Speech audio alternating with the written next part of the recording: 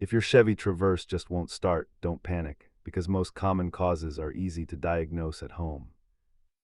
Statistically, over 70% of no-start issues on the Traverse are caused by simple battery or terminal problems. Let's walk through the diagnostic process to get you back on the road. Start by checking for loose or corroded battery terminals and make sure your shifter is fully engaged in park. A dead battery is the most likely culprit, but a faulty starter motor often presents with a single loud click. Also check your starter fuse under the hood and consider the ignition switch if you have no interior electronics at all. Cleaning terminals or jumping the battery are easy DIY tasks, but starter replacement or wiring repairs often require a professional.